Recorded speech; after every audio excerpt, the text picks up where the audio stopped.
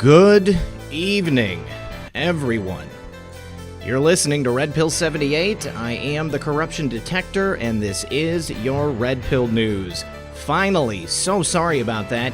Somebody obviously doesn't want this information to get out because my internet was cut as soon as I was about to hit stream. It's been going all night, nice and strong, not a problem.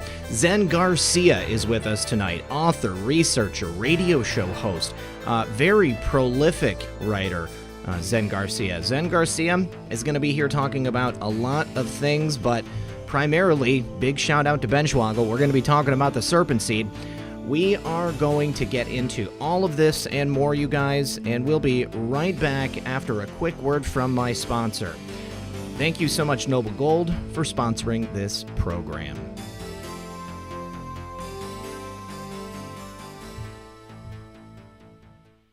Is anyone out there stuck on a gift for the holidays? Well, here's your answer. This is the perfect gift for the patriot in your life. The President Trump Commander-in-Chief Solid Silver Coin. It's handcrafted in America for true Americans, and what a time to buy.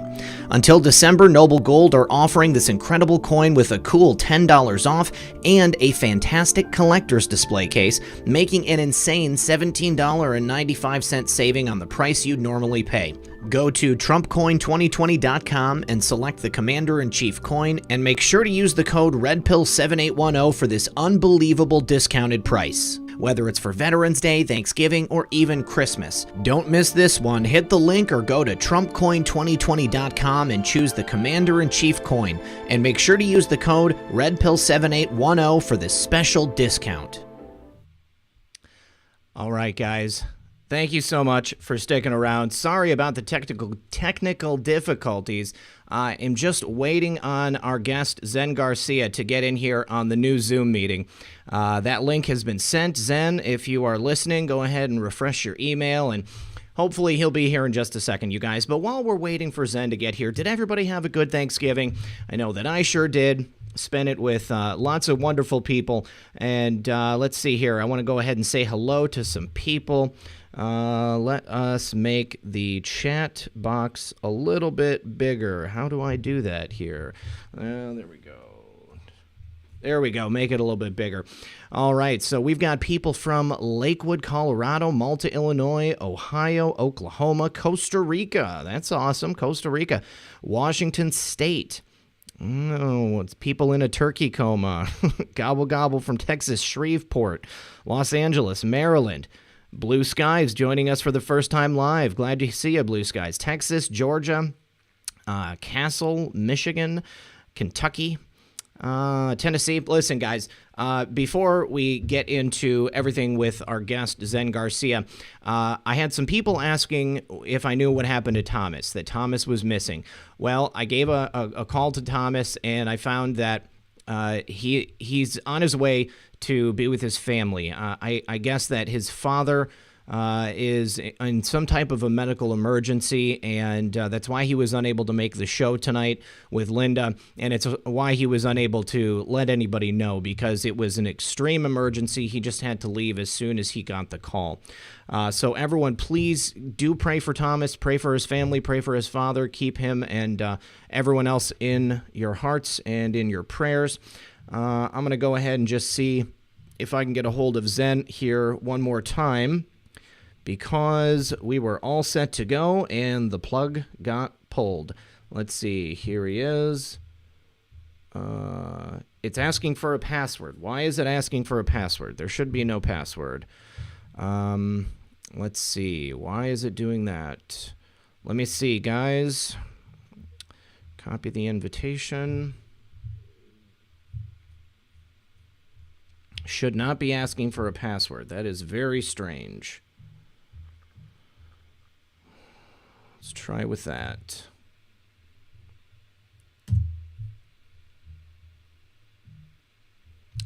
All right, guys. So we should have Zen here any moment.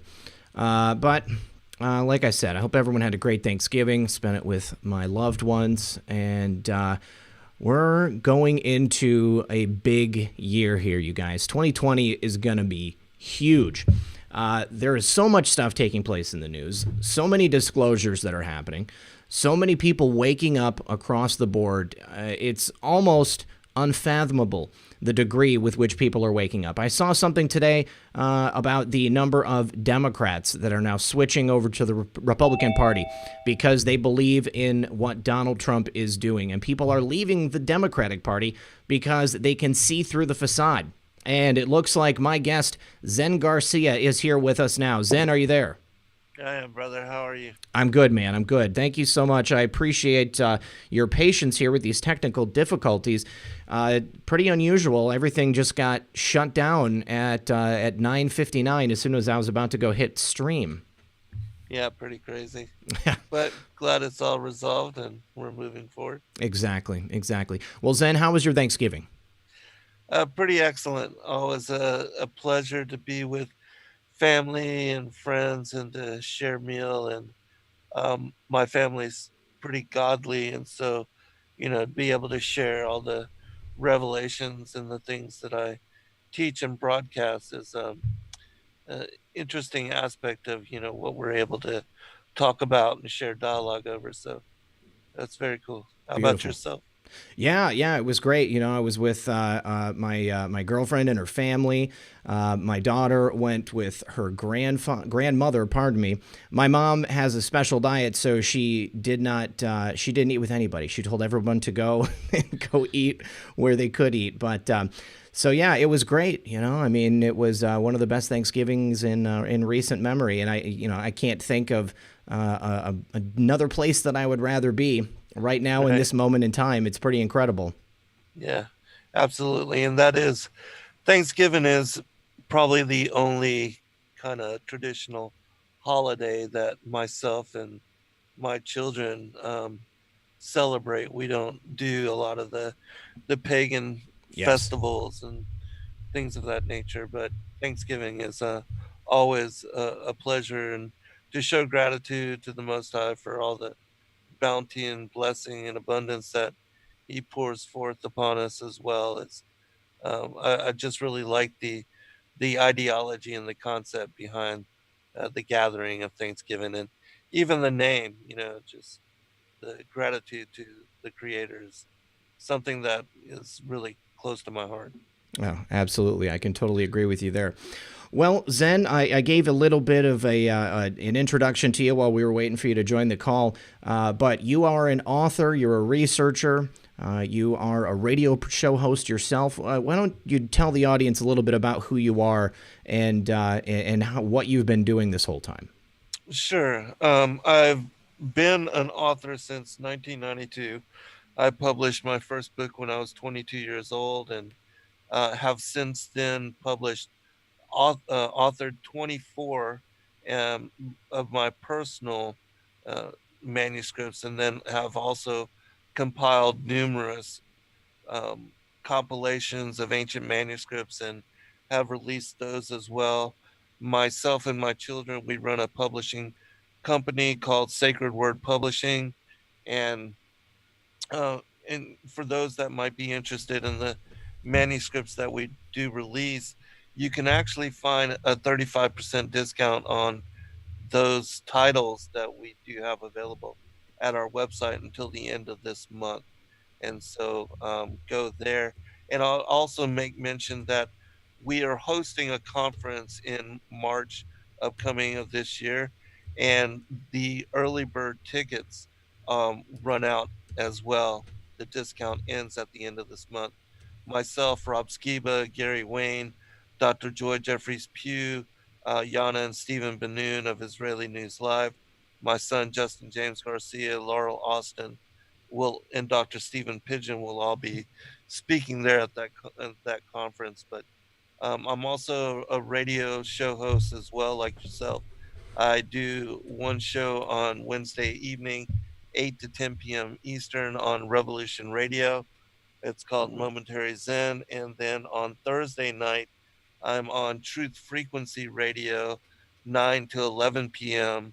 every Thursday. And that show is called Secrets Revealed.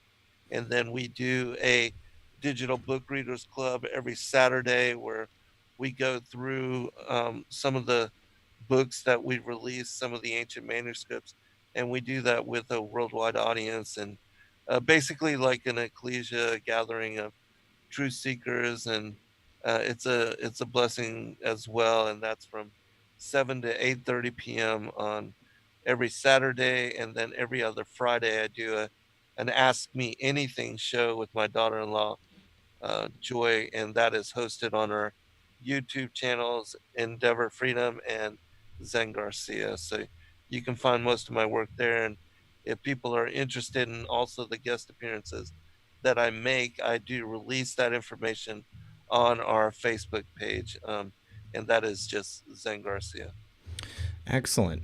What a blessing for you to be able to work with your family. That's Yes, an it is. enviable position for a lot of people, I'd imagine.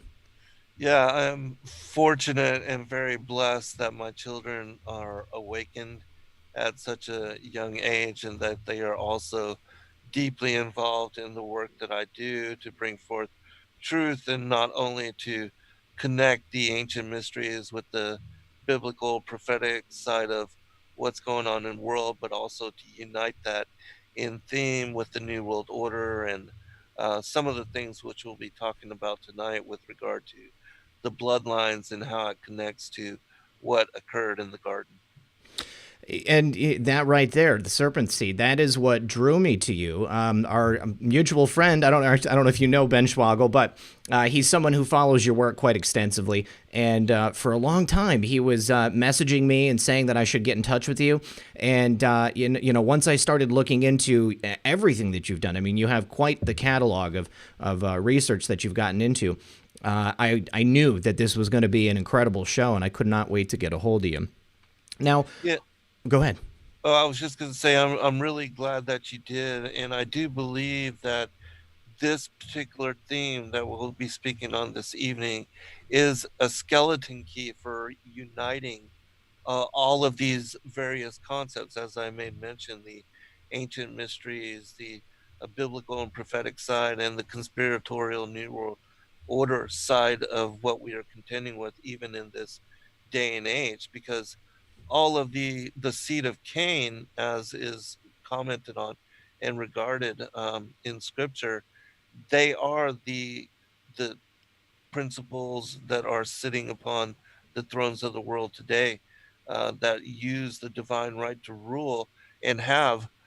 They are the same bloodline connected to Queen Elizabeth, and they're all the same bloodlines. Even the presidents here in the United States, that when you really do your research, you'll discover that 44 out of the many presidents that we've had are all blood related and from the same family. And so this is the connection which will help bring to light this hidden theme.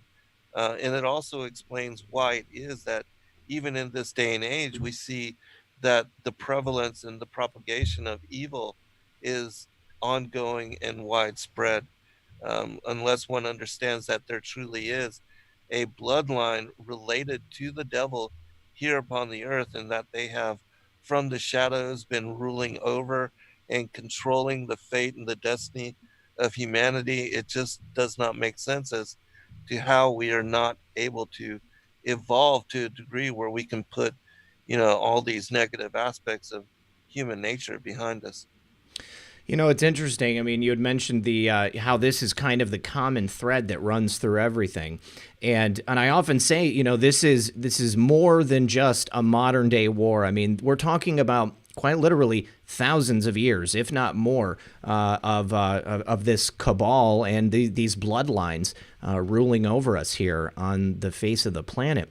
What was it that drew you to this research and allowed you to kind of discover this and bring it to the forefront? Well, I had been involved with and studying and looking into New Age theologies for a very long time, and I'd studied all of the Sumerian mythologies with regard to the Anunnaki and these seraphic angels and how they ruled in the antediluvian age. And then I was interested and wanted to read and study and to examine a lot of the extra biblical texts which were coming to light. And ever since we had access to the internet, a lot of that research has been available to us just by, searching at a keystroke, whatever ancient manuscripts, whatever ancient text you might have interest in. And so examining all of what has been hidden, forgotten, and forbidden to us for thousands of years has become so easily accessible that really there's no excuse for anybody to remain in ignorance. And so I wanted to study and read from everything. And in doing so, I found quickly that many concepts that kept presenting themselves to me in the study of these ancient texts, that they were not spoken about and not brought out in any manner by mainstream Christianity or even among, the alternative truth communities. And so I began to write these different books on different themes. And my fourth book became the first in the line of those that I released on, biblical concepts. And that one was called Lucifer, Father of Cain. And then I wrote Awaken to the New World Order. My sixth book was Sons of God, Who We Are and Why We're Here. My seventh was Skyfall, The Angels of Destiny. The eighth was um, the Aramaic and Palestinian Targum, which is the oldest translation of the Hebrew Torah into a different language. And we now have English translations of that very ancient, um, what's called a Targum. It just means translation in Aramaic. And reading and studying from this particular um, this ancient text, it also revealed to me a lot, especially with serpent seed. You can find, without a doubt, knowledge and revelation of this within that ancient manuscript. And so it was a confirming witness to the work that I had done previously. And then, of course, I got into um, as far as flat earth biblical cosmology. I wrote Flat Earth as Key to Decrypt the Book of Enoch, The Firmament Vaulted Dome of the Earth, and Paradise Sides of the North and Mount of the Congregation. And then so many others as well since that time. But again, there were these themes like the serpent seed, pre existence, and things like that that were not spoken about, were not covered, and not examined in any manner. The sons of God, the Genesis 6 interdiction of the angels with the daughters of Cain, the creation of a race of giants, these particular hybrid bloodlines that are also here and present and have been on the earth, and the enemies of humanity, uh, going all the way back again to the garden. And so the two books that for those that are new to my work, I um, always reiterate to individuals to, if you're interested in my work, to look at what I wrote as the Great Contest, and they were my 12th and 14th books. The Great Contest 1 is called The War in Heaven, and the second, The Great Contest 2, The Enmity Between the Seed Lines. And these two books bring and connect the bigger picture of everything and ties it to what was the original war in heaven, because that goes back to the very beginning and the division of light and darkness, as well as the angels that rebelled against the Most High and that became the powers, the principalities, the rulers of darkness and wickedness in high places.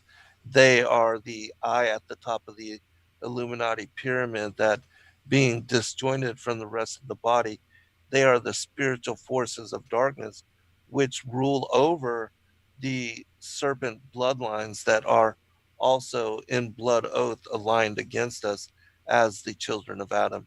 And so, again, those are the things that we'll get into this evening. But as you said, very ancient war, going all the way back even to the times of Atlantis and even before then, in my opinion. And how did you actually come to the original concept of the serpent seed. Was this something that you uncovered in the course of, the translation of these ancient texts that you were looking at, or was it? Did someone else clue you into it? No, it came from reading the Bible with fresh eyes Okay. and without having somebody interpret to me and to teach me what it was supposed to mean. And what I'm specifically relating is the fall of humanity that is listed in Genesis chapter 3.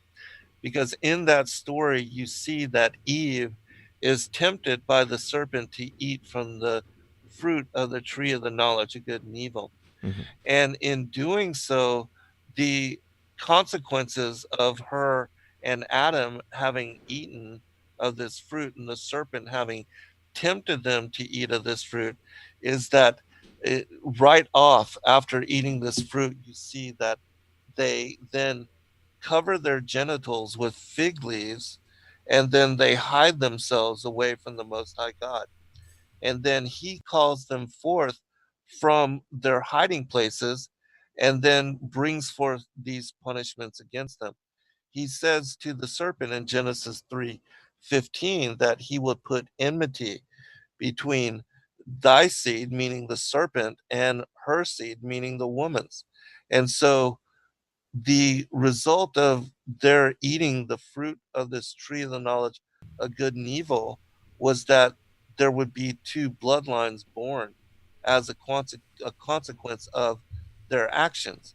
And so I realized immediately that this fruit had sexual connotations associated to it that nobody was speaking about, and that the only way that you could truly metaphorically interpret what had happened in the garden was by understanding that the beguilement of Eve and looking at the Hebrew of that particular word, nasha in the Hebrew, it means wholly, completely, and utterly seduced. Mm-hmm. And so there's also a verse in Second Corinthians chapter 11 verses 2 and 3, where Paul references Eve's beguilement, that is the reason she lost her chastity and was no longer a virgin.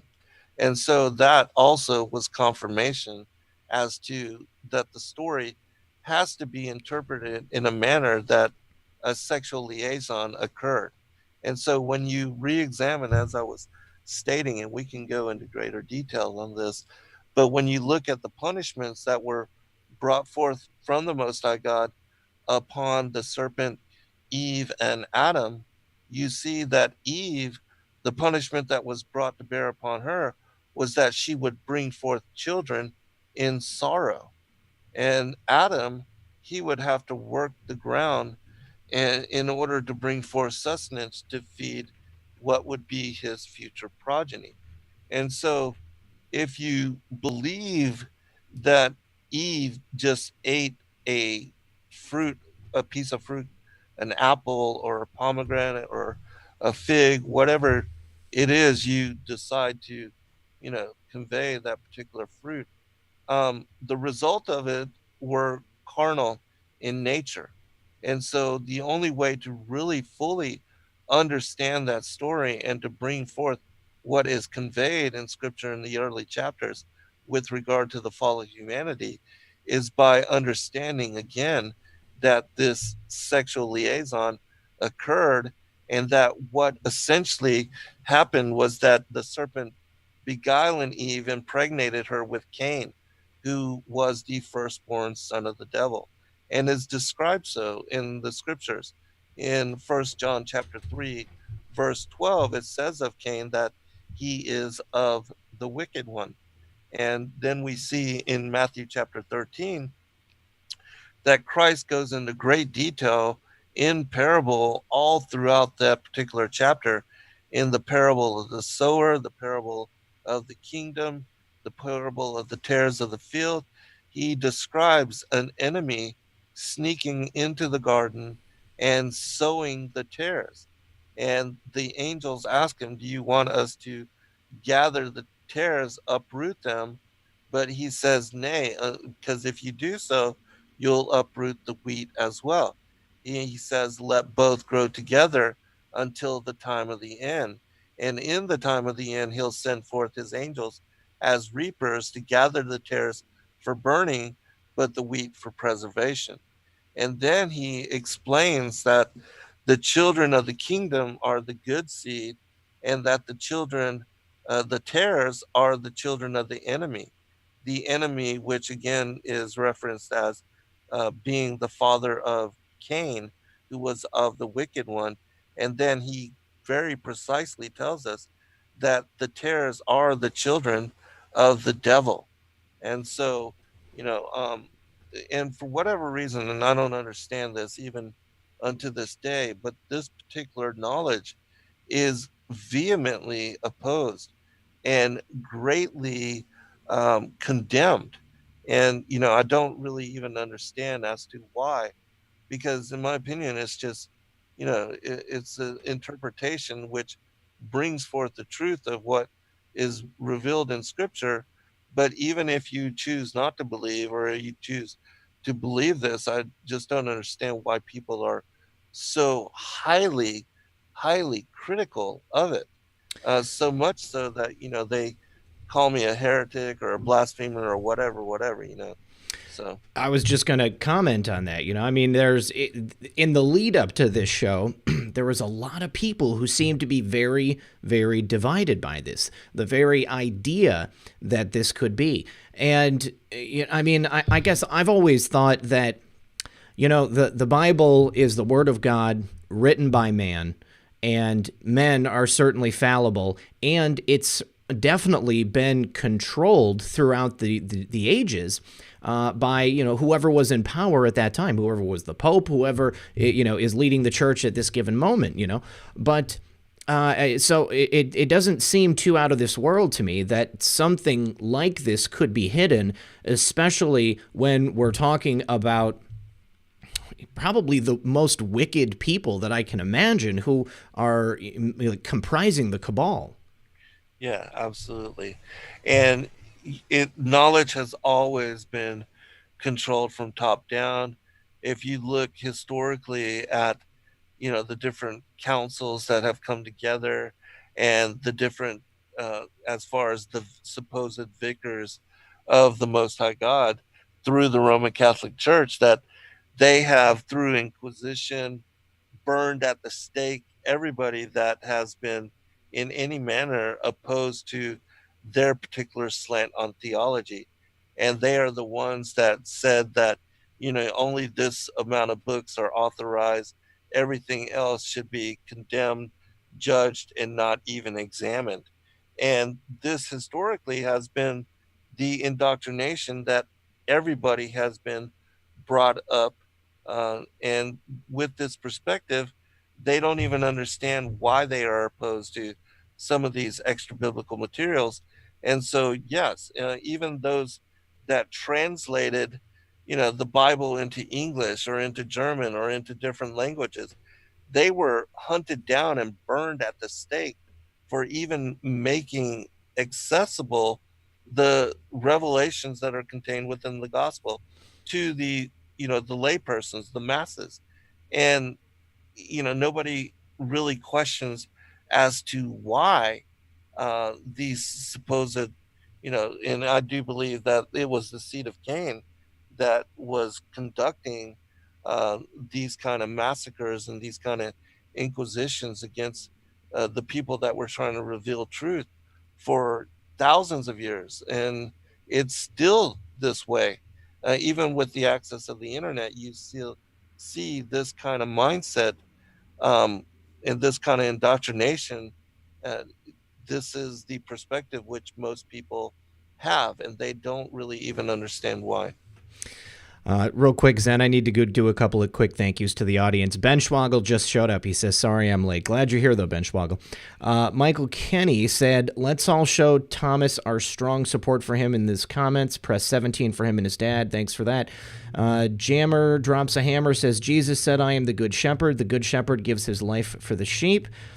And Logan Johnson says, when life gives you lemons, make sure that you throw them at random people for good luck and run away like HE double hockey sticks. Anyway, keep up the good work. Well, thank you for that. And then Dana Finkler, what's up, brother, says, keep up the good work, buddy. And then we got Ben Schmogel there. So yeah, appreciate you, Ben. Yeah, definitely. And prayers for your friend as well. Appreciate that. Yeah. Now, during the course of your research, were you able to find any evidence that this specific teaching had been suppressed, or that there was, any time in history when people, tried to talk about this and they were shut down? Oh, absolutely. In fact, what I came to understand is that the knowledge that I am bringing forth and sharing in the revelation of my books, that this was common knowledge, that this was what everybody understood during the early times of the establishment of what became the church and the ecclesia. And that certainly this knowledge has been suppressed, and that I believe that much of the reason for targeting certain manuscripts was that the children of Cain were trying to hide their existence here upon the earth, and to also hide their connections to the devil and how they have utilized for millennia the divine right to rule as their the reasons for them to rule in impunity and to orchestrate the new world order, because they do believe themselves to be the chosen, and not necessarily the chosen of God, but the chosen of the devil. And so unless one understands these concepts, really you can't make sense of why it is, again, that we see evil propagated and ruling over even this day and age. And so, yes, I had made mention of the Aramaic Targum, which is the oldest translation of the Hebrew Torah into a different language. It dates back to 500 BC, and it came about because of the diaspora of the Israelites when they were exiled in Babylon under Nebuchadnezzar, when he destroyed the temple in 587 BC and then took all the Israelites and exiled them to Babylon. This is when the Israelites themselves assimilated Aramaic as their predominant lexicon. Prior to that, they all spoke Hebrew. And so during the 70 years of this diaspora, they all assimilated Aramaic because that was the dominant language there in the Middle East. And it was the language which all the people made barter and trade. And so when Cyrus and Darius took over, and we see that in the vision of Daniel, that this was the second kingdom, the Medo-Persian kingdom that came to power, they allowed the Israelites to return back to the Holy Land and to reconstruct the temple. And they did so. And when they began to reinstitute worship, the rabbis and the elders, they realized that they had to stop devotion and keep translating what the Hebrew Torah into the Aramaic, so that the common people could follow along and understand. And so this particular translation was authorized, and the Aramaic Targum is the oldest and the most well recognized and well known translation. Again, Targum meaning translation in the Aramaic. And this was a text that only came to light in 1862. J.W. Etheridge, he translated into English, and it came to light again to public consideration.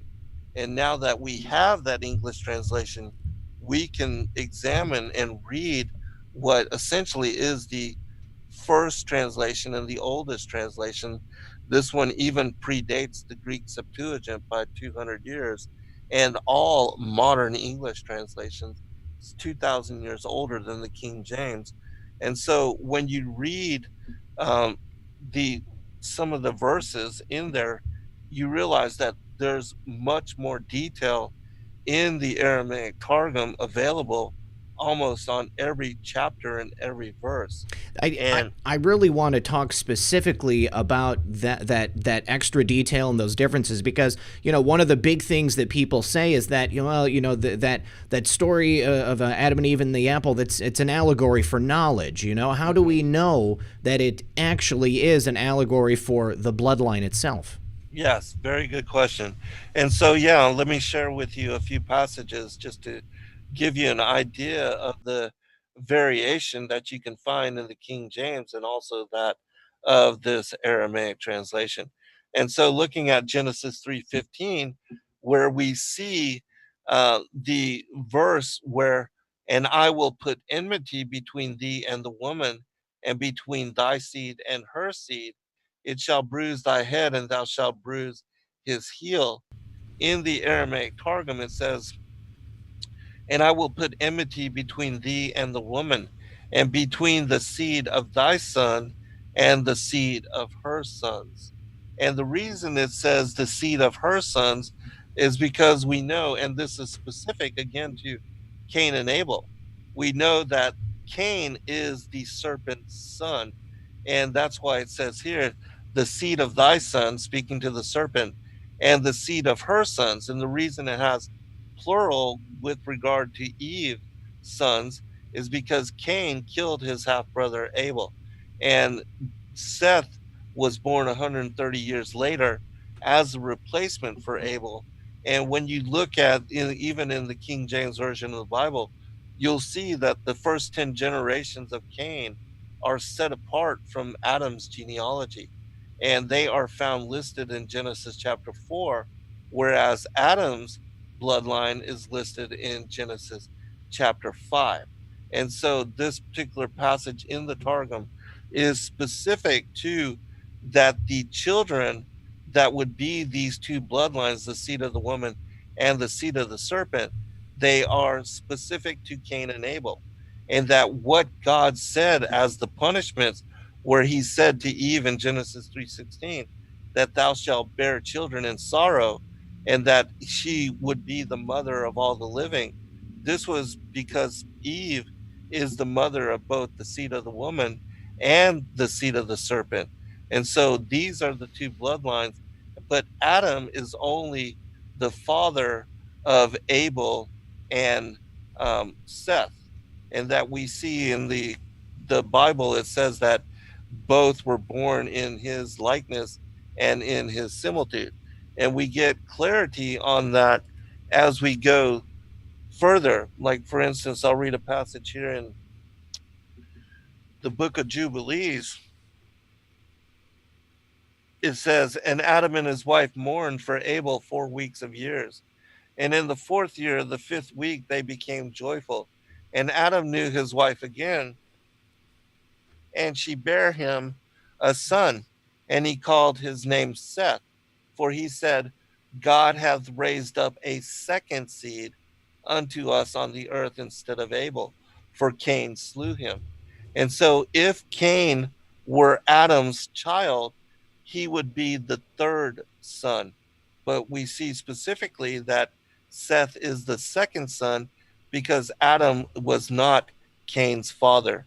And we see in the medical terminology that this is referenced two sons born of different fathers.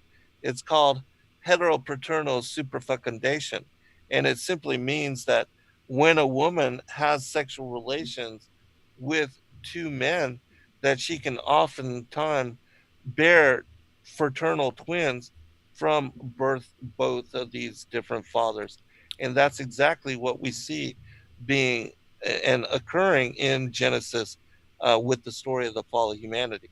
And this is also why it is that Cain is a murderer, a liar, and a deceiver. And he is unlike Adam and Eve.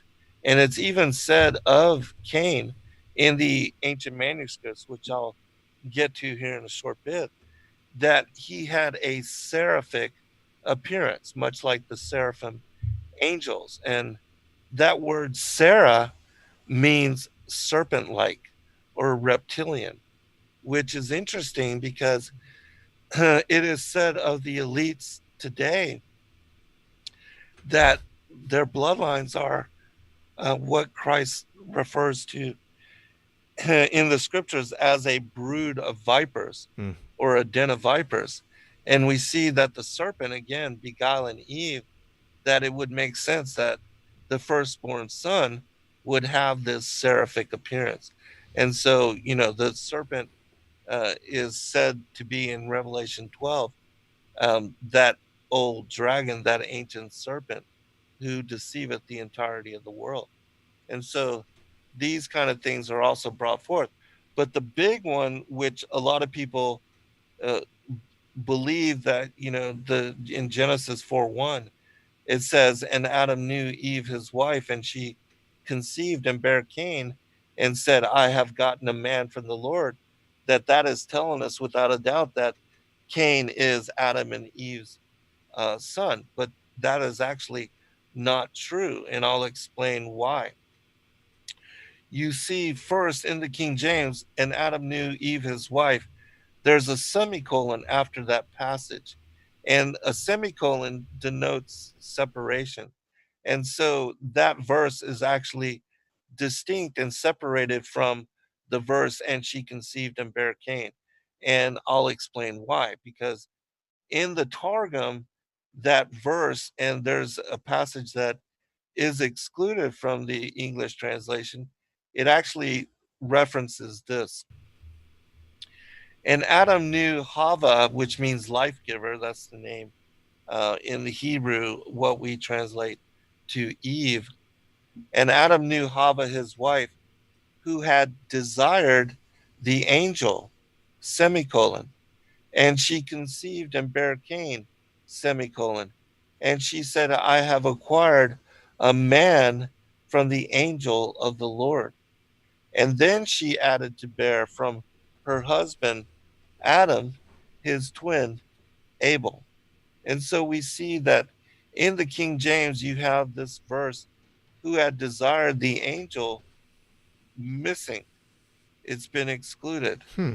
extirpated from that particular passage. And the reason why, again, in my opinion, is because it shows to us that it was her desire for this angel that truly led to the conception of Cain. And that's why it's strange that in the King James it says, and she said, I have gotten a man from the Lord. And so everybody just thinks that, that God had given her a child, and that's what it actually is referencing to. But when you read the fullness of the Targum passage, it says, who had desired the angel, she conceived and bare Cain. And she said, I have acquired a man from the angel of the Lord, which is exactly what happened. It was her beguilement by the angel Samael, which just means the angel of death, the viper of God. Satan is a title, it means adversary. And so that's what he became after he caused the fall of humanity, and he was cast down to the heavens. But um and so her saying that I haven't acquired a man from the angel of the Lord is exactly what happened. And when you understand it that way, it makes better sense. You had a comment? Yeah, I was just going to say that that's absolutely fascinating. I mean, knowing that that was taken out, that does provide a bit of unique context in terms of this particular theory. Real quick, we needed to say a couple of quick thank yous. This is a good comment from Russ. Russ Bergeron says, what about Noah and the flood? Everyone died but Noah and his family. No seed of Cain left. That's not actually true. And I do explain in the enmity between the seed lines in that book in the 19th chapter how the seed of Cain survived the flood. And it occurred through um, Ham, who was not born of the same mother as Shem and Japheth. And Ham, in the story in the Bible, it says that Ham saw the nakedness of his father. And when you understand, you read in Leviticus 18:8 that means that he actually had sexual relations with Noah's wife. That seeing the nakedness of the father actually means that he had, again, sexual relations with Noah's wife. That it describes, and I explained that Nama, the sister of Tubal Cain, listed in Genesis chapter 4, who was the daughter of Lamech of the seed of Cain, Noah was instructed to take her as his second wife, and that it would be through her that the seed of Cain would be given continuance through the flood. Because again, it goes back to um, the Matthew chapter 13, where Christ said, "Let both grow together until the time of the end." And in the end, he would send the angels as reapers to gather the tares for burning and the wheat for preservation. So they would have continuance until the end of days. And when Yeshua comes again in second advent, that's when the harvest will ensue. And that's when the actual separation of the wheat and the tares will take place. All right. Crypto Angel says, "Thank God we all think differently. We all have our own dreams. I love you guys for sharing your beliefs, and thank you for that, Crypto Angels. I appreciate that." And one of the things that is striking to me is that the wholesale rejection of information that is outside of a person's given paradigm. Everything that they know can be challenged in so many different ways, except for maybe like one or two ways. People get really uncomfortable with the idea that they've been lied to about certain things. So whether or not you believe the information that Zen is putting forward, you have to admit that it does explain some things that maybe didn't make sense before. AZ Finn says, "Zen, any thoughts on the Rh negative or positive blood? Do you think that this ties into it?" Great question. And yes, in my opinion, the Rh negative is indicative of this particular involvement of the fallen angels with these particular bloodlines. And you'll see that the these particular bloodlines also strategically intermarry amongst themselves, and often will take cousins, even half sisters, um, to be their wives, so as to to kind of concentrate this blood and this genealogy. Um, and you find them always that they will intermarry amongst their bloodlines, even though we know that to be something that leads to schizophrenia or to some kind of Birth schizoid, defects. yeah, to birth defects, genetic defects. And yet they practice this as strategy in order to concentrate what I believe to be psychical powers. Hmm. And also that they have a greater tendency to be able to conjure up devils and demons and to involve themselves with these particular forces and entities. And that we also see that the alien abduction phenomena is carried out generationally in these particular bloodlines as well. Wow. Aaron Moffitt's here. Aaron says, "I know the Lord Hey, Aaron. blesses your work, Zen, and we must continue to teach the truth. I'm inspired by you and glad we support each other in this community. Can't wait to catch up soon." Yes, absolutely. And, I really appreciate Erin and her open mindedness. And with regard to information and truth, it's only when one has an open mind and entertains new possibility that we can learn things that are contrary to the indoctrination that we have been brought up in. And with regard to so much, especially, now that I understand the biblical cosmology, I realize just how much deception we've all been indoctrinated into and how much we have yet to learn of truth. And so we really have to open ourselves to new possibility and examine things with, as a criminal lawyer, and also as a criminal investigator would do so. They turn over every leaf in order to see whether a piece of evidence actually ties into the investigation that they are putting forth. And nothing is, without regard. They examine everything. And so when you look at the fullness of not only, the Targum, I make mention, there's so many, literally in my books, each one of them, there are hundreds of sources from various ancient manuscripts which all confirm this. And Really? so, without a doubt, if you understand this that I'm teaching, the Bible will open up to you in a way that it never had previously, and that you will be able to understand it, even as to why the patriarchs and the prophets wrote in such great detail as to who begot who and who was the son of who. None of that makes very much sense, and it's things that we largely glean over and without even really paying attention to. But when you understand that the Bible is actually keeping track of in great detail of two particular bloodlines, and the war, the enmity between the seed of the woman and the seed of the serpent as it plays out throughout all history, then it makes sense as to why, they exhausted themselves in keeping such record. Yeah, if it's all about keeping track of those bloodlines, that does make a lot of sense. I mean, I guess I always just thought that it was the first, I guess, like Ancestry.com, like the first recorded names of the people as they were, being raised and having children. But if you are thinking about it as a means to keep track of them, that does make a lot of sense.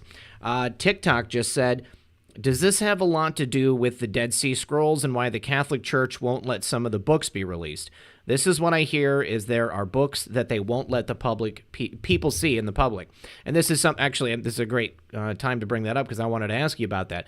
How does this specifically relate to any of the Dead Sea Scrolls that you know of? And how many manuscripts have you uncovered or translated that have been covered up or are not official doctrine? There are literally, and yes, the Dead Sea Scrolls, the Nag Hammadi Codices, books that are coming forth even now, like the Thracian Chronicles. I've literally found evidence of this in all of the different ancient manuscripts. And understanding, again, as I said, once you have the skeleton key, you can better understand what is even evident and encoded within the King James Version of the Bible and all other manuscripts, because this knowledge is still conveyed there. It's just little understood. And because it's not part of mainstream teaching, it's an area that remains ambiguous and, not self evident. But again, when you read and study all of the different ancient manuscripts, as I have, because what I've done is I've gone back and examined all of these different apocryphal texts, and you find mention in every body of work, the Apocrypha, the Pseudepigrapha, the New Testament Apocrypha. There's literally links and scriptures connected in every manner to this particular teaching, which again, you have to exclude this entire body of work in order to hold on to your narrow minded view. And so, again, it becomes very self evident. And I'll share just a few more um, things to give you better understanding from the Legends of the Jews, which was published in 1700 by a Johann Eisenmenger. And it's interesting that when he released his book, that the emperor that was sitting on one of the thrones of, the Catholic papacy, he ordered that all of these books be gathered up and burned. And it was only 40 years later that one of the manuscripts came to light and was published and made available to us. And it was specific again about the seed of the serpent. And the traditions of the Jews and Louis Ginsburg in his work, it also makes reference. But I'll share what they say of Genesis 4:1, which again is the verse that so many people believe, where it says, "And Adam knew Eve his wife, and she conceived and bare Cain." In the Targum, it says, "And Adam knew Hava his wife, who had desired the angel, and she conceived, bare Cain, and said, I have acquired a man from the angel of the Lord." It says in the legends of the Jews, "And Adam knew his wife, who had conceived by the angel Samael, was pregnant and bare Cain, whose resemblance was like the upper creatures and not like the lower. And she said, I have gotten the man from the angel of the Lord." Which again is, when you understand that Cain truly was a child from the devil, the wicked one, who was, one of these angels of the Lord, then those verses actually make sense. In the traditions of the Jews, it says Cain's descent from Satan, who is the angel Samael, was revealed in his seraphic appearance. At his birth, the exclamation was wrung from me, I have gotten a man through the angel of the Lord. In Genesis chapter 5, which again, I said that this was the chapter where you see that the children of Adam are listed in 10 generations there in Genesis chapter 5, whereas the children of Cain are separated in his from his genealogical record, and they are found listed in Genesis chapter 4. It says this of the the genealogy of Adam. "And Adam lived 130 years and begat Sheth, who had the likeness of his image and his similitude." Also, Sheth in Hebrew means compensation, substitution, and replacement, whereas Cain, the name of Cain, it means acquired and possession, and which in my mind is exactly what Cain was. He was Adam's stepson. He was acquired as a possession because he was not his son and he was not born in his likeness. And so, continuing, "And Adam lived 130 years and begat Sheth, who had the likeness of his image and of his similitude. For before had Hava borne Cain, who was not like him, and Abel was killed by his hand. And Cain was cast out, neither is his seed genealized in the book of the genealogy of Adam. But afterwards there was one born like him, and he called his name Sheth."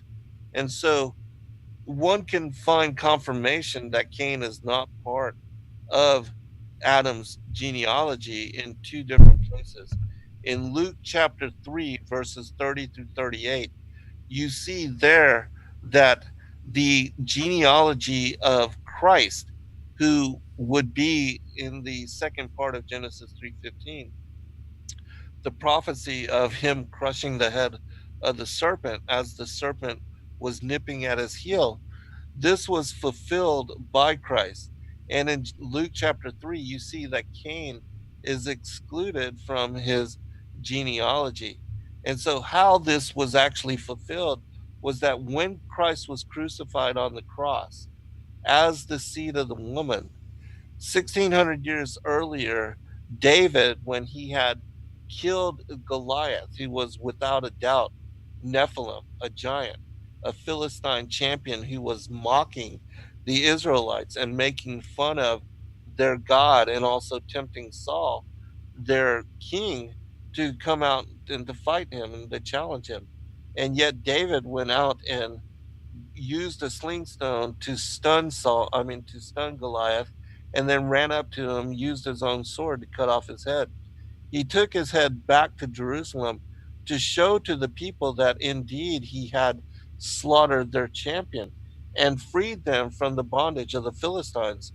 And so afterwards, he buried Goliath's skull at a place called Golgotha, which, in looking at the the what that means, it means Goliath of Gath, which is where Goliath was from, the Philistine, the place there where the Palestinians live.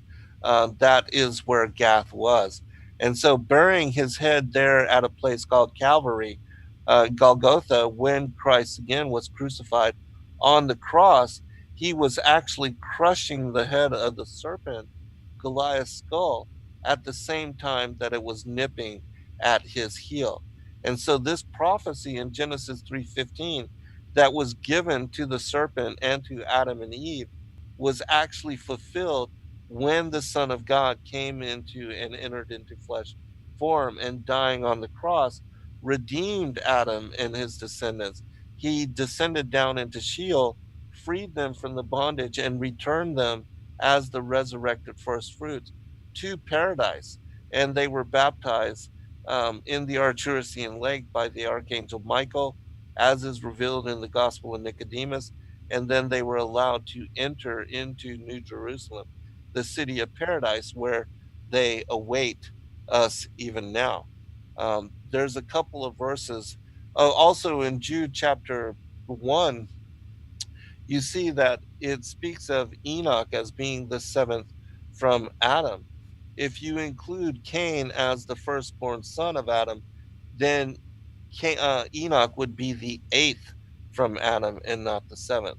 And so, there's two confirming witnesses as to Cain not being of the bloodline of Adam or Yahushua.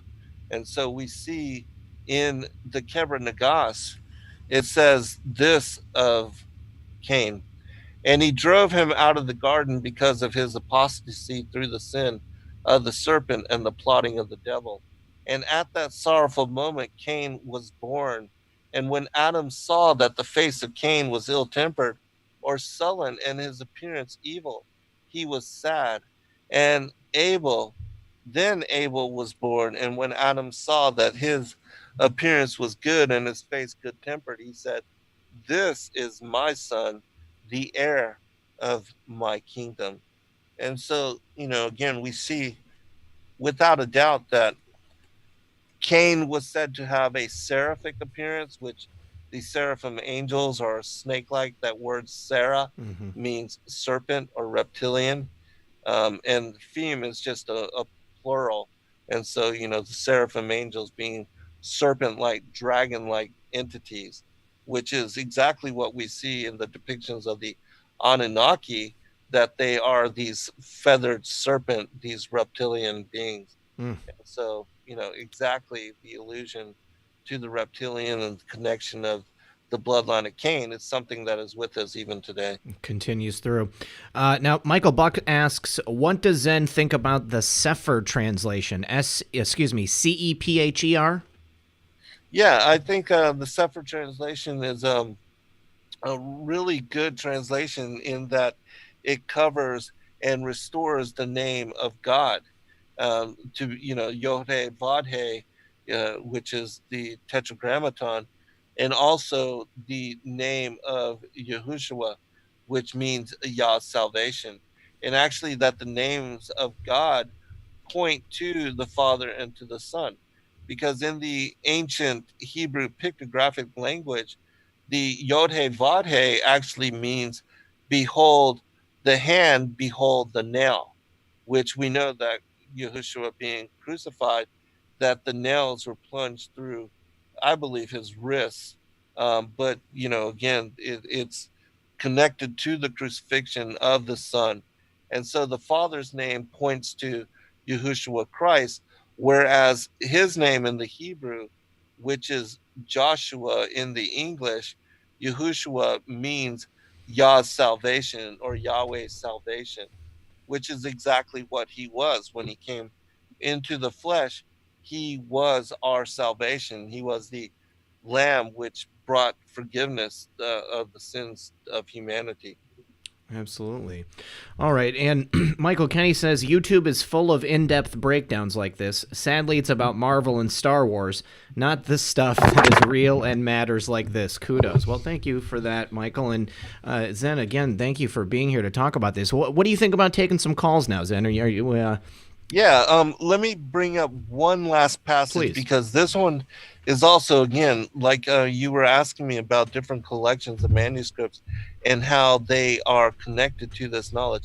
Well, this particular passage from the Gospel of Philip was found at the with the Nag Hammadi codices back in 1945 in that Nag Hammadi Egypt, Mm-hmm. and it also contains knowledge of this.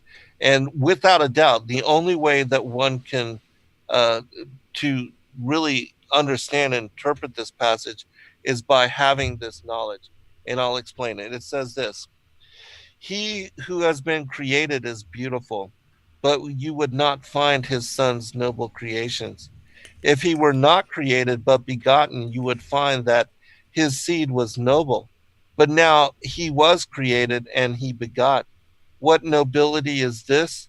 And so let me explain this portion of the passage before going into the next. Okay. This passage is actually speaking about Lucifer because he was a created angel. Satan, the adversary, Samael, the angel of death. Because he was created and not born of woman, he was not supposed to have children. As we see in that verse in Matthew 23, where, Christ says that the angels are not given in marriage.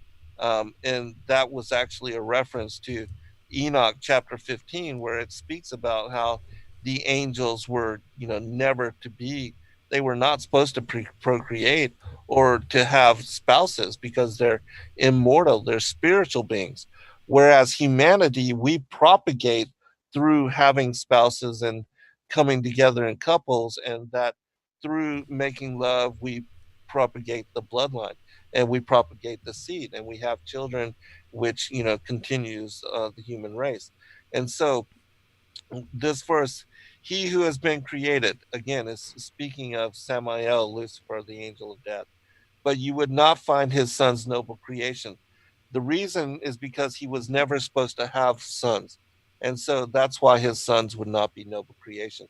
If he were not created, meaning if he were not an angel, but begotten, then you would find that his seed was noble, meaning that his children that were born of him would be normal human children, and not, a hybrid race that wasn't ever supposed to come into being.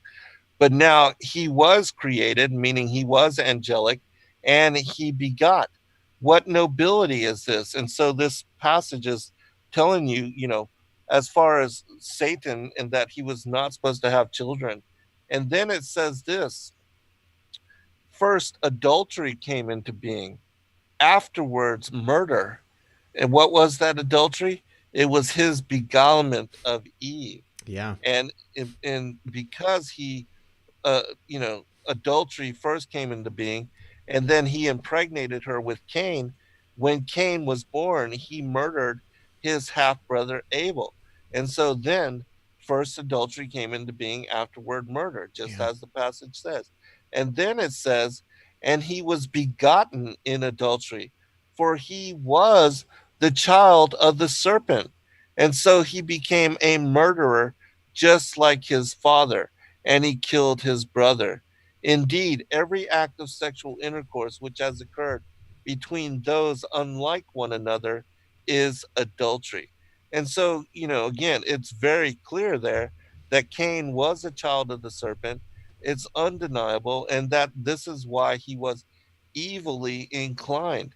He was a murderer, just like his father, and he killed his brother, as the passage says. You can't explain it any other way. No, I think that one's. They've been getting more and more clear cut every time you Yeah. bring up an Mhm. example. Let's see, real quick. My good friend Charles Pixley is here. Charles, thank you for that super chat. He says, "Good stuff, Zen. History, we know, is the fall from perfect knowledge. Thus, all branches of knowledge are founded on fiction. After a father is waking up. We are in the period of revelations. We are waking up together now as the Great Awakening, where we go one, we Amen. go all." Thank you, Yeah. Charles. Glad to see you here, buddy. And then AZ Finn says, "Zen, what are your thoughts on the black-eyed children among us? Nephilim?" Yeah, I do believe it shows the demonic influence, the demonic possession, and that these beings are unnormal. and they show to us, because it says in this time that we are in that the veils between spirit and matter would become thinner, and that the supernatural would bleed over into our realities. Yeah. And I think that the Black Eyed Children are part of that. I can totally see that. And then thank you for that, 27 Sparkle. Appreciate that. Okay, you guys, I have put the link to this Zoom call into the description below. If you're using Zoom on your phone and you don't want your full name to be shown when you get on the call, then you must have your name listed in Zoom as something else. If you are calling in using the phone number, which is also in the description of the video now, then you also must push *67 in order to not have your phone number display on the screen. Need to set a couple of ground rules. Please, I want everyone who calls in to be asking questions of Zen about this subject, and we do need to make sure that we allow for everyone that wants to call in to be able to call in. So we're going to keep the talk time at 2 minutes. So you've got 2 minutes to ask your question or to make your comment of Zen, and then we'll continue, and Zen will answer the question, and then you can take your answer off the air. And we've already got our first caller. It is Aaron. What's up, my friend? Can you hear us, Aaron? Looks like Aaron's waiting to get his speakers online. But Michael Kenny just said, love to know his opinion on why Satan hates us, not how he acted upon that hate, but why. What caused an angel to invent murder? A really good question. And you can look to chapters 55 through 57 in the first book of Adam and Eve, and it describes that it was because of Christ taking dominion and being revealed to the angels, the sons of God, that Lucifer became jealous of his seat, because he was the first created archangel. And then when Christ was revealed as the light of the world in Genesis chapter 1, verse 3, where God said, "Let there be light," this is when the Son was revealed to the sons of God, and they shouted for joy. And this is also when the creation first became visible. But this is also when iniquity was found in Lucifer, and he had the thought in his heart to exalt his throne above the stars and the clouds of God, and to be like the Most High, as it says in Isaiah chapter 14. You can also find reference to the fall of Lucifer in the second book of Enoch, chapters 29 and 30. And it tells you there that this happened on the second day. And this is what led to the war in heaven, where the earth became destroyed. And I'm sorry about that. Anybody that is calling in, make sure that when you start to call in, you mute the volume on the stream, because we'll get feedback otherwise. But I'm sorry, continue, Zen. Yeah, and so that's it was because he was jealous of Christ and could not take revenge against him, that he took revenge against Adam when Adam was made, and he caused the Lord's highest creature to fall and to be banished here upon the earth with him. And impregnating Eve, he brought forth his own bloodline, his own children. And so it would be here upon the earth that the war in heaven would continue, and that we would see that the division of light and darkness and the knowledge of good and evil would play out here upon the earth through the bloodlines of both Adam and the serpent. All right, excellent. Well, Aaron, are you there? Aaron, I've got no audio from you, buddy. Oh, there you go. You're muted. Go ahead and unmute. I can unmute you. No, I guess it's not letting me. Still got no audio. There we go. All right. Hello? Hello, we've got you. Aaron, you're on the air with Zen Garcia. How are you, my friend? If I was doing any better, I'd be you. Zen, great show. Awesome information. I got to ask you, in your researching, have you come across the Talmud of Emmanuel? Discovered by Billy Meyer and a Greek priest, Isa Rashid, in 1963. No, I have not. But You gotta look. I'll check it out. Yeah. It was written in Aramaic. It was hidden Very in interesting. hillside near Jerusalem, and it was under a rock, wrapped with crumbly resin, goat skin. They were Aramaic scrolls. Isa Rashid was so impressed that he quit the priesthood and devoted his life to translating the transcripts, and he did to German. He sent the first 3 chapters to Billy, and then he was killed, and his whole family was killed, and wow, went missing. And so those 3 chapters were the book of Matthew, but with no discrepancies. Wow, that's amazing. Could you repeat that again, Aaron, so that I could do a Google search? And okay, yeah, you can get it online. It's great. I got the book. It's a great book, and it's really the only book that's really spoken to me. I tried reading the Bible. This thing really, it sounded like it's amazing. So, in the Talmud, he describes that they changed Jesus's Emmanuel's name like 46 years after his death, because too many people were following him, and they changed the story a little bit. So the Talmud is,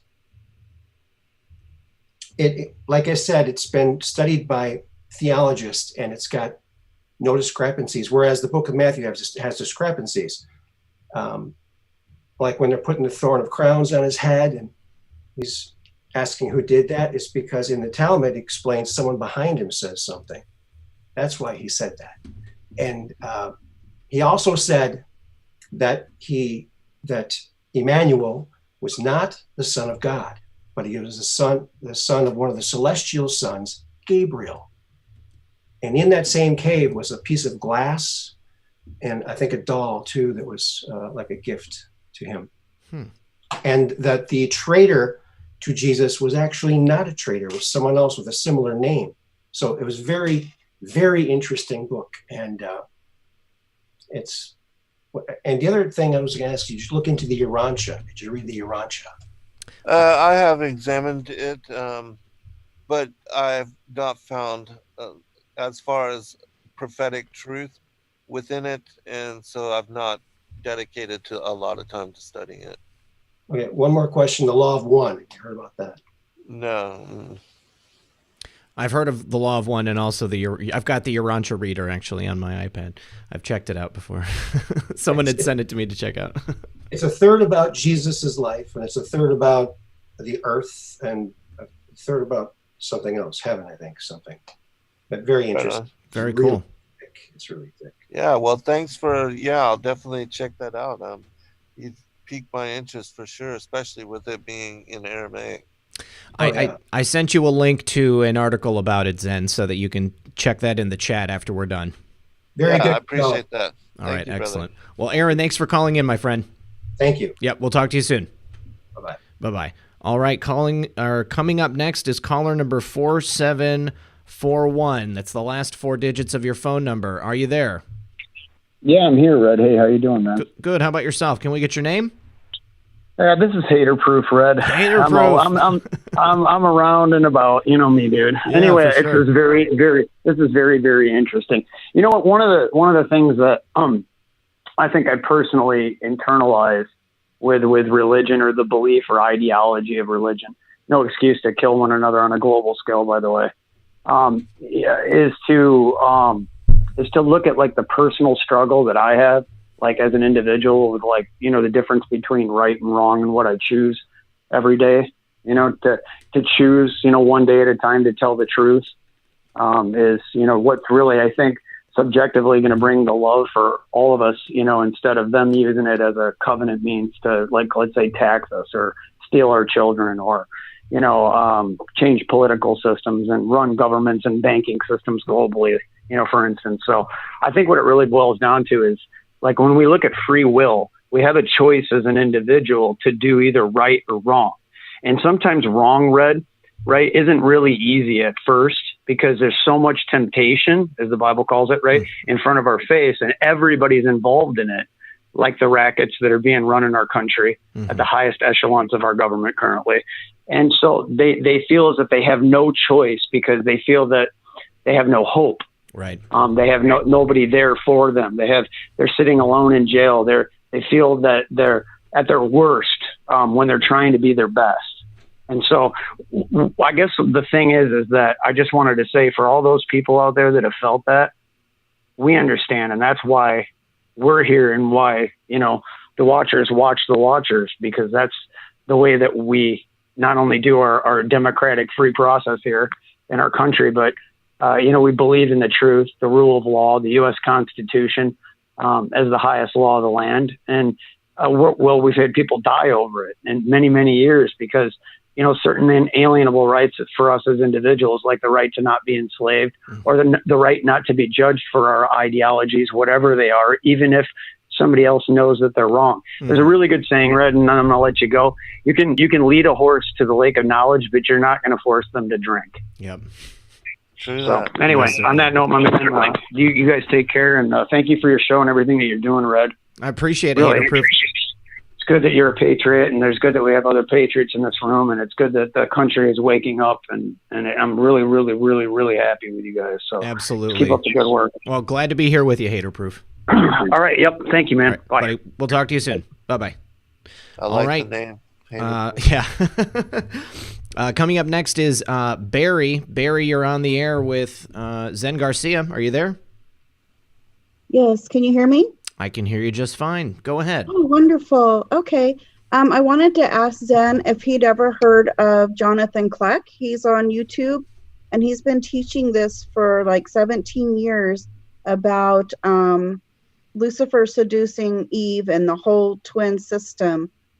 Yeah, I have heard of Jonathan. He and I are really good friends, and a very long time ago, he joined me on my broadcast, and this was before he and John the Baptist had their own shows. But yeah, both of those guys were confirming witness for me, and we were for each other with regard to this particular truth and this particular revelation. And so yeah, Johnny and I are very, very much familiar with each other's work, and we've done numerous shows together. You can go to my Endeavor Freedom or Zen Garcia channels, just search Jonathan Kleck, and you'll find the many, many, many shows that we've done together.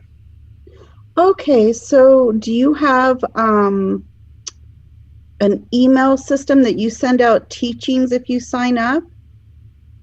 We do a newsletter. It's through sacredwordpublishing.com. Okay. And all of my books and all of my information is found there. I've published numerous books on this particular topic. As I made mention earlier, I do recommend The Great Contest 1, The War in Heaven, and The Great Contest 2, The Enmity Between the Seed Lines, for those that are wanting to understand the bigger picture of, even what we're contending with regard to the New World Order elites and how they're all from the same bloodline. Right. Okay. I had signed up for that. I wasn't sure. That's why your name looked familiar to me. I'm so glad I caught this tonight because I'd like to learn more. Do you subscribe to what he talks about with in Genesis? I think it's 1 verse 2 about Elohim made the first man and woman, and we're taught that it's God the Father, the Lord Jesus, and the Holy Spirit, where it says, let us make them in our image and then go and procreate. But it's actually Elohim, which is God's judges and magistrates.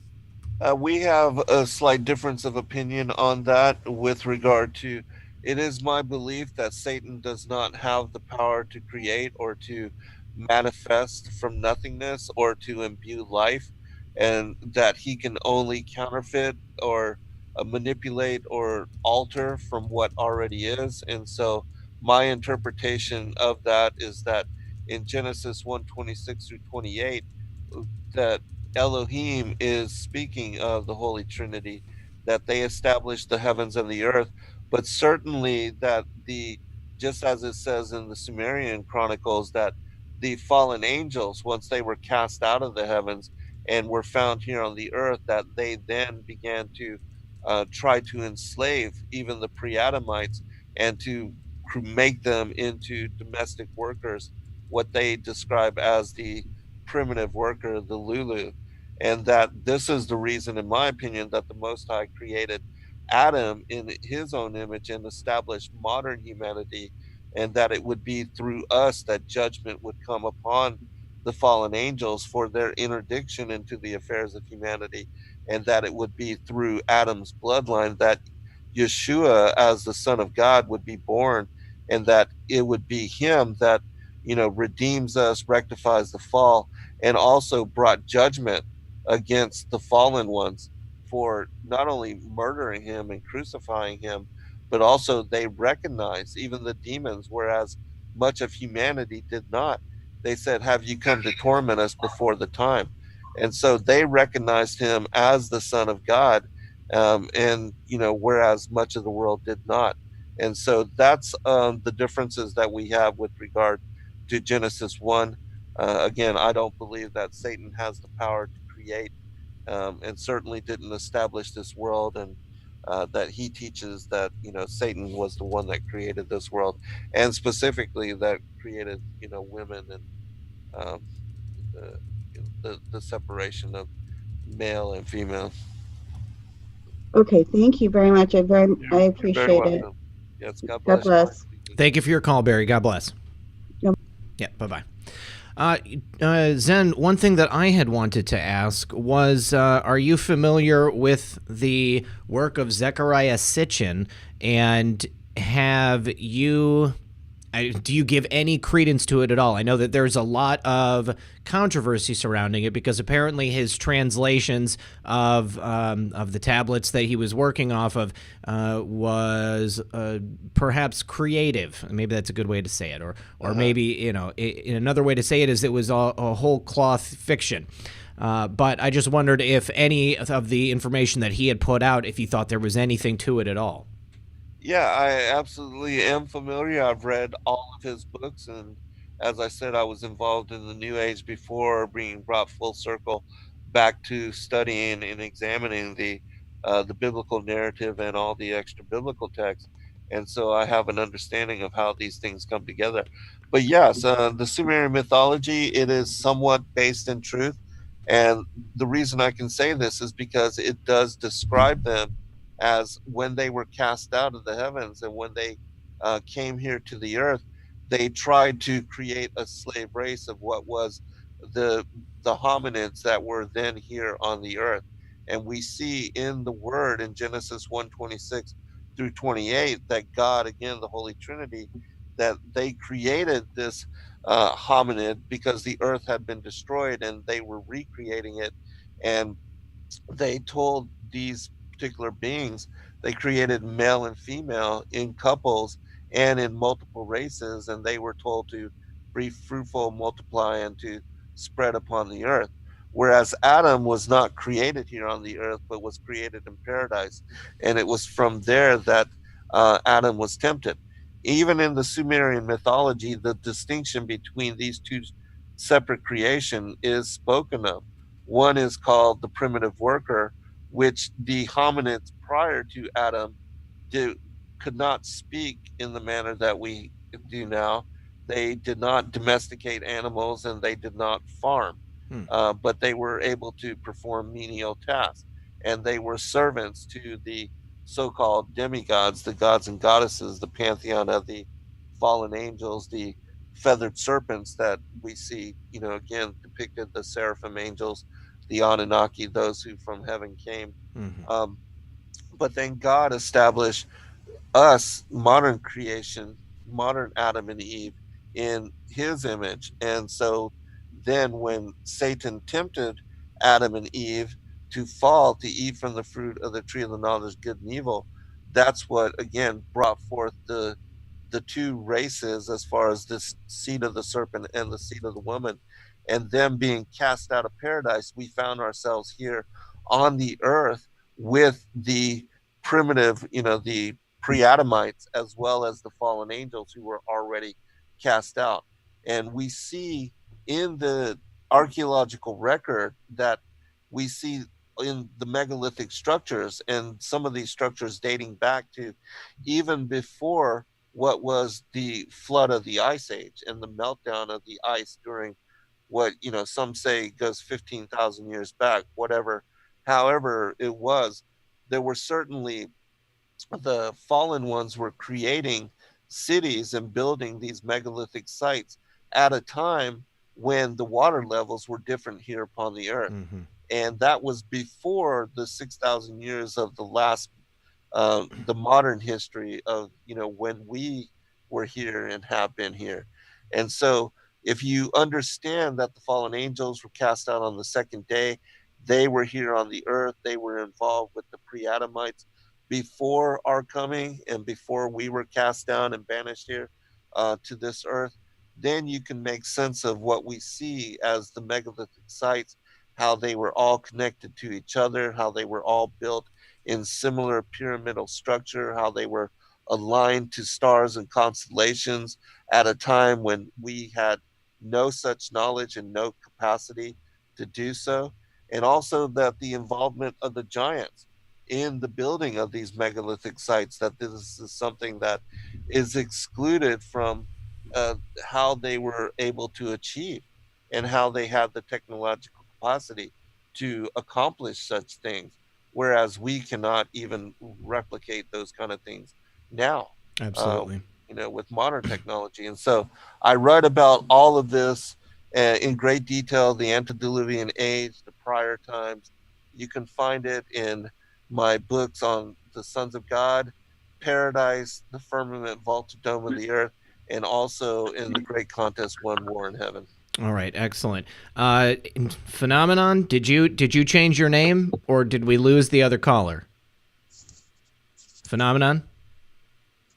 I changed my name. Okay, good. I just wanted to make sure I was going to the correct caller next. Phenomenon, how are you, sir? You're on the air with Zen.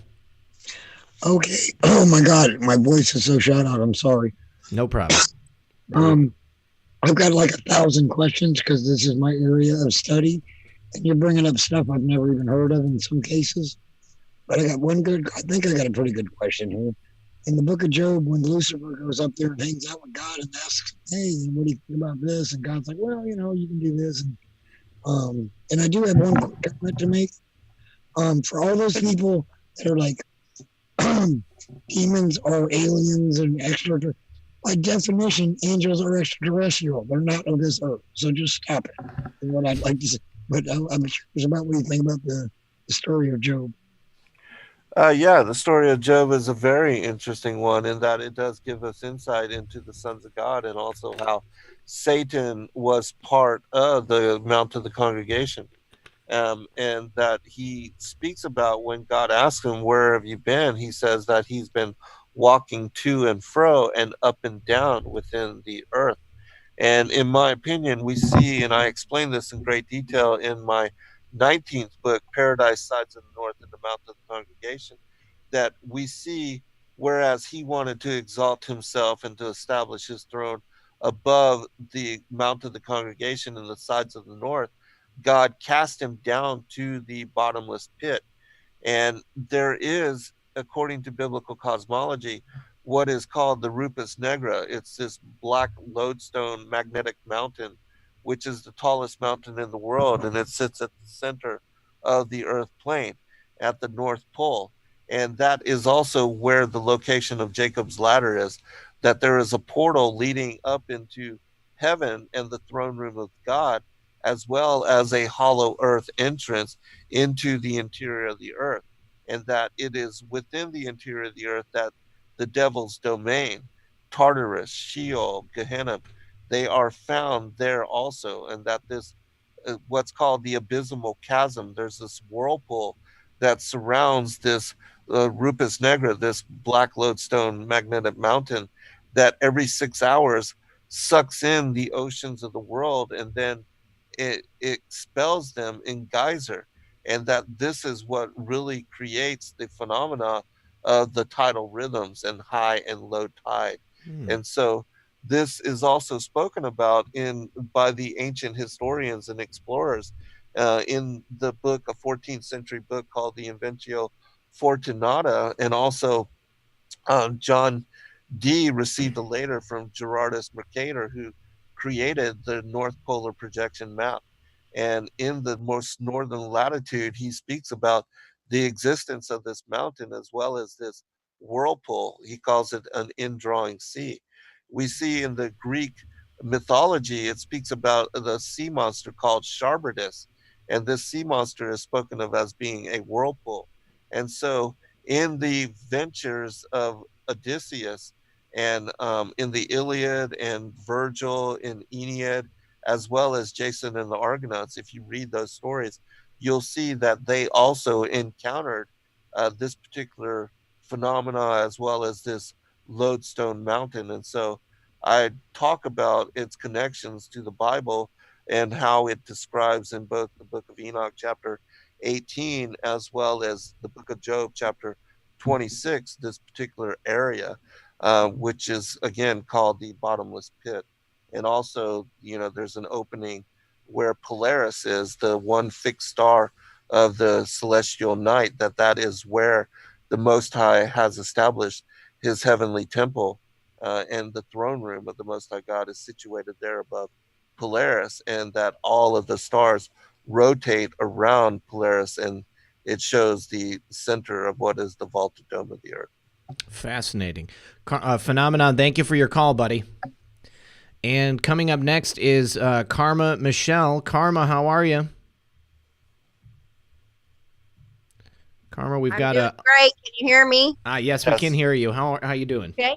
I'm doing great. Thank you, Redpill. I have a question for Zen, but first I just want to tell you I do really love your show so much. Oh, thank you. I appreciate that. Okay, Zen, I was just if you think, because there's gospels that have been hidden from us, do you think there's any that could possibly be forgeries? Because there's another YouTuber named Kamarawson that makes a pretty solid case for the book of Revelation being possibly forged. I do believe that there are some books that are forgeries and that you have to be careful in study and examine everything, but I also believe that there are many texts which are not included in the Bible which are absolutely inspired, and even the apocryphal texts which were taken out by the printers who simply wanted to reduce the size of the Bible so that they could replicate it in put it into a book form, which was not too expensive. And so they removed the 13 books of the Apocrypha and what's called the Shepherd of Hermas. And these books are inspired. And it's my opinion that one has to study and allow the Holy Spirit to lead one in discernment as to whether they are prophetic or not. And I do believe that historically, the powers that be have done more to try to hide truth from us than they have in trying to make it available to us. And so I do believe that there are a lot of manuscripts. And even with the Dead Sea Scrolls and the Nag Hammadi Codices, it's my opinion that God preserved them, for the time that we are living in now. And that he made the promise in Joel and also Acts that at the end of days, he would pour out his spirit upon all flesh. And I do believe that we are living in those times now. That's beautiful, Zen. And what do you think of the book of Revelation specifically? I do absolutely believe it to be prophetic. And the reason I say so is because we have put together a book called The Great Commission 3, which has all of the end time apocalypses. And there are literally dozens of manuscripts in this particular book which fall in line and confirm the timeline that is revealed in Revelation, and also specifically speaks about how Enoch and Elijah will be the two witnesses of Revelation 11, that because they were translated and they never had succumbed to death, God was preserving them, that they will come at the end of time and that they will condemn the Antichrist and that he will kill them in the streets of Jerusalem. They will lie dead for 3.5 days before being resurrected. And there are numerous, for instance, there's a book called and people can look this up right now. It's called The Revelation of St. John the Theologian, which is not written in parable form, but is written, easy to understand. It's very descriptive. One does not have to metaphorically try to break it down or interpret it in any way. It tells you exactly what's going to happen at the end of days, and it falls in line with what is revealed in Revelation. Amazing. Thank you so much, Zen. You've given me lots to dig on. You're very welcome. Excellent. Thanks for your call, Karma. All right. And coming up next, caller, you're the only one on the screen with the last 44458. You're on the air. Hi, my name is Cynthia, and I'm from Atlanta. And I wanted to ask Zen about the Four Horsemen. Yes, the Four Horsemen is part of the unveiling of the end of days. And hello that you're here in Atlanta. Just so you know, we do have every once in a while these meetups where I gather together with our listeners and people that want to join us and share fellowship, break bread with us. I'm in the Athens, Georgia area, and if you ever would like to join us in meetup, please just join the newsletter at sacredwordpublishing.com to find out more information. But with regard to the Four Horsemen, that is also a theme that you see played out within scriptures about the end times. And specifically, the apostles asked Christ, what would be the signs of your return and of the end of the age? And we see that in Matthew 24, Mark 13, and Luke 21, that we see the apostles, they write down in narrative what Christ revealed to them. And specifically, in my opinion, he says, know ye the parable of the fig tree.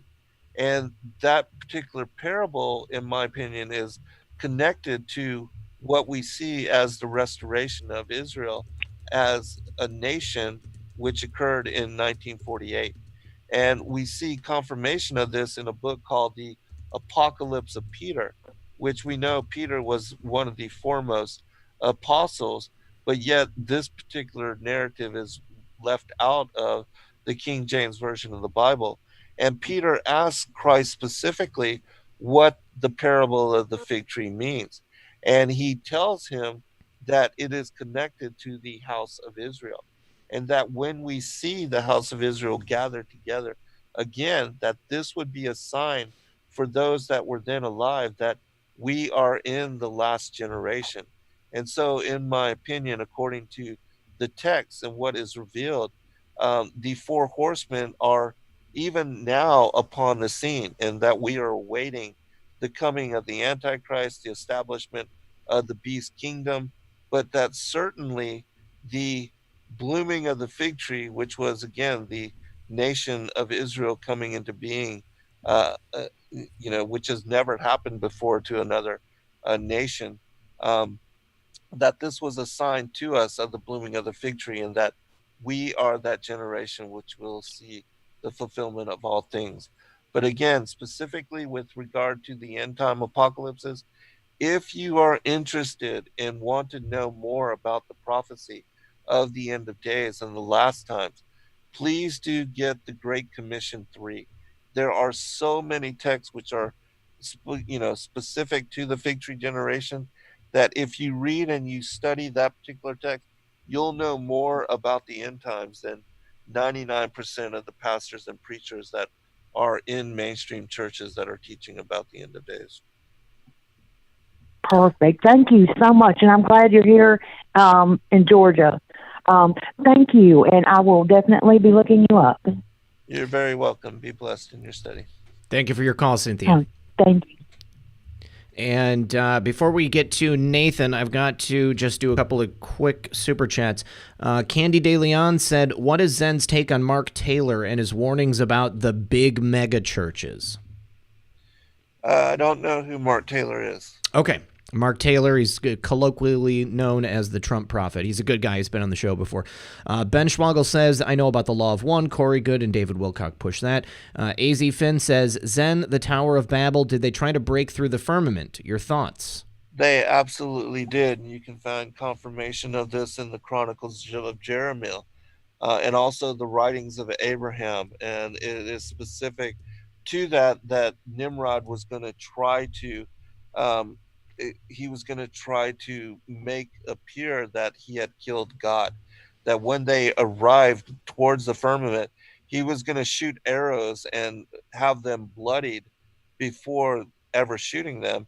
And then these arrows coming down with the blood on them, he was going to declare that he had murdered God, and that, you know, he was then to rule over the world in what was one of the first attempts at establishing a new world order.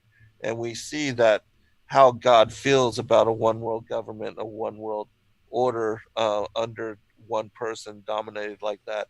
He destroyed the Tower of Babel and, you know, divided all of the races and gave them different tongues and separated the tribes and the people. So we know that God does not like the New World Order.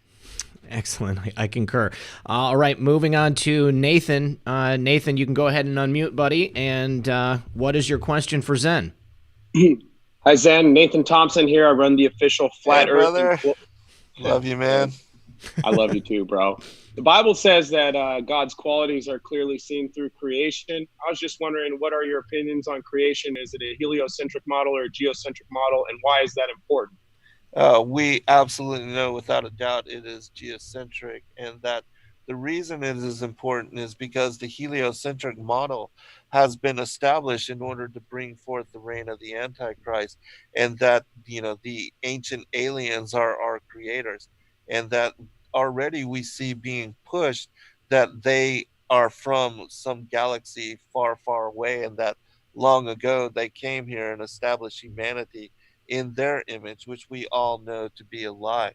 And so the whole theme of the heliocentric Copernican model has led astray more people into buying into scientism. And that's the reason why in this generation you see so many of the children that are hopeless, lost, and wayward, is because they doubt the authenticity of the word of God, and that there is intelligent design behind the creation, and that we were that we're important, and that the earth is important, and that there's a greater purpose to all things. And so understanding that the biblical cosmology is truly encoded into the word of God and describes things as they are, because anybody anywhere in the world can confirm that there is no curvature. You can go do a simple laser test and without a doubt affirm that there is no curvature. And so no matter what you think about the shape of the earth, the whole ideology that the earth is round or spherical in shape is bogus. And I think that even the Sumerian mythologies, because it is based on this heliocentric model, it declares that the ancient aliens established bases on the moon and Mars, which is impossible because they're just luminaries. They're not Earth-like in any manner.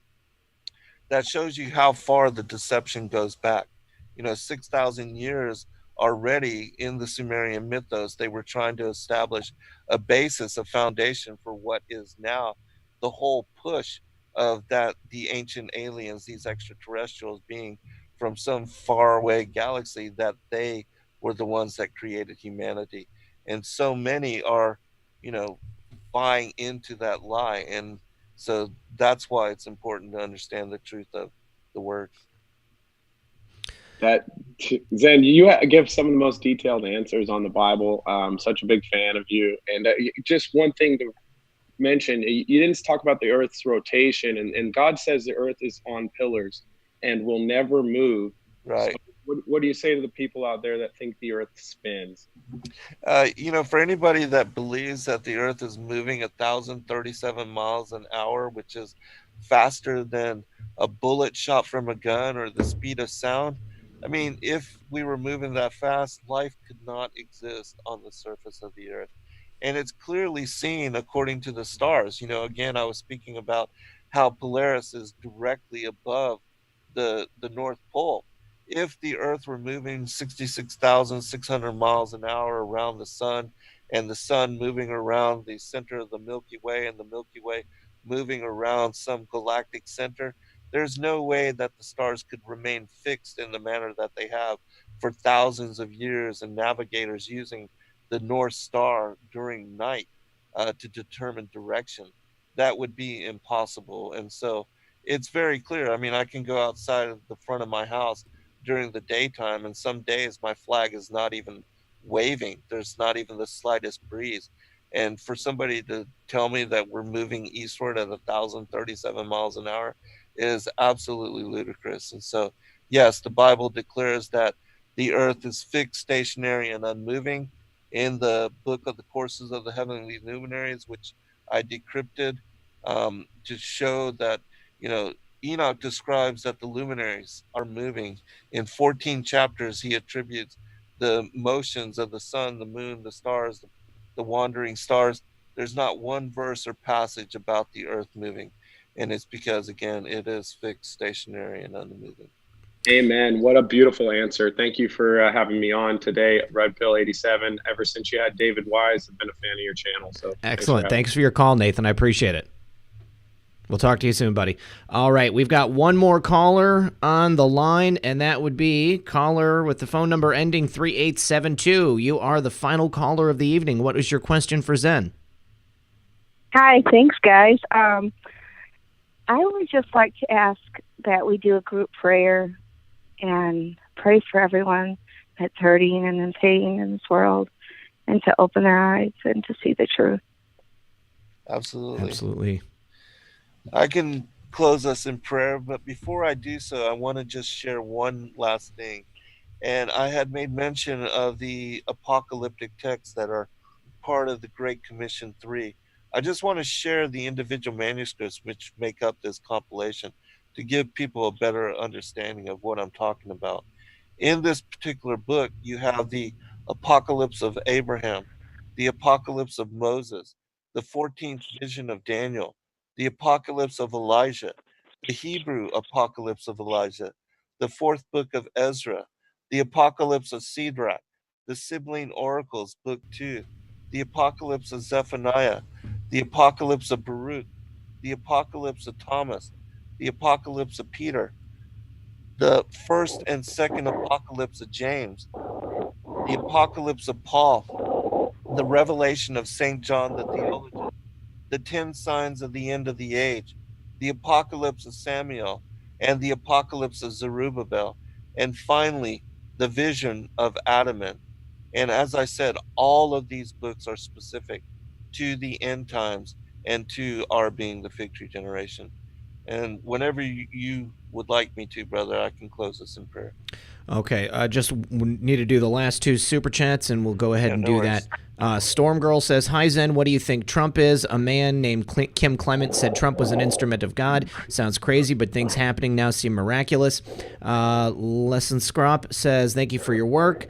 Les Crane Op will email you at a later date. Keep it up." And Charles Pixley said, "I'm a firm believer that Father has the best sense of humor. The New World Order is descending, as are the angels. Its origin, source, and king is Father." And if you want to go ahead and just give us your thoughts on Donald Trump, and then we can go ahead and lead on prayer. Yeah, personally, yeah, I do see that, Donald Trump was anointed for this particular time. However, he is also part of establishment. He's blood related to the Illuminati families. He is a cousin of Hillary Clinton. That is mainstream news. You can look it up for yourself. Anybody that gets in a position where they can be selected, because voting does not matter, the right and the left, it's a false paradigm. And so whoever comes to power is without a doubt just a puppet on the string. Just like, you have the dog and pony show, the Kentucky Derby, and the horses you can bet on who's going to win the race. But it's the owners that really benefit, and they're the ones from behind the scenes that really pull the strings on what's going on with regard to the race. And it's the same thing. I know a lot of people are a fan of Donald Trump, but again, in my opinion, anybody that comes to power as presidential candidate, they are already part of establishment. You always see cousins, Al Gore, and George Bush, John Kerry, George Bush, both skull and bones, both cousins, ninth cousins, even John McCain and Obama. Obama is blood related to these particular individuals as well. And so, Hillary Clinton is a cousin of Donald Trump. Well, man, that one's a tough one for me to swallow. But the great thing about America is that difference of opinion allows us to be free. Absolutely. All right. Well, go ahead and lead us out, Zen. Thank you for your call, caller. I do appreciate it. And we're going to go ahead and close out the show right now with Zen leading us in prayer. Yes. Father God, we just humble ourselves before you in thanksgiving again for all chance and opportunity, the blessings of this day, the fact that we could come together in the peace and comfort of this time, the blessings of this age, and to join our families in bounty and to be grateful to you for all that you do for us. But I do pray for those that are less fortunate, those that are suffering, those that are needing your aid and hurting and wanting your direction, Lord. Specifically, the orphan and the widow, the veterans with post-traumatic stress, that the homeless, the people with disabilities, animals in need, all those that are struggling. I pray that you provide for them and give them a place of nourishment and plenty, and lead them into a place where they can seek you out in truth and in revelation and in relationship. And I just give thanks, Lord, that I have the opportunity to share the revelations that you have led me to in discernment with all those that are here, that are part of the supporting and listening audience of this good brother who's doing incredible work on your behalf. I just pray that you lead and guide all of us in discernment, and that you help us to keep an open mind so that we can be receptive to those things which may go contrary to our indoctrination, because there's so much that we need to know and need to understand, and the only way that we can receive those revelations is by being open-minded to new possibility. And for that, Lord, I just give thanks to you for everything, and just ask you to continue watch over us, keep us safe, bless this country, bless our nation, bless our world, and help us to fight against the seed of Cain and those that are ruling from the darkness. In your name, the Father, the Son, and the Holy Spirit. Amen. Amen. All right. Well, Zen, thank you so much for being here tonight. I really do appreciate it. I hope that everybody that was here listening got something out of it. It looked like we had a really civil conversation going on in the chat. I'd like to remind everyone that if you want to find more information out about Zen and his work, you can go to his website, which is sacredwordpublishing.com. The link to that is in the description of this video, as well as the link to his 2 YouTube channels. As always, this has been Redpill 78. I am the Corruption Detector, and this was your Red Pill News for Friday Night Livestream. Good luck, everyone, and God bless.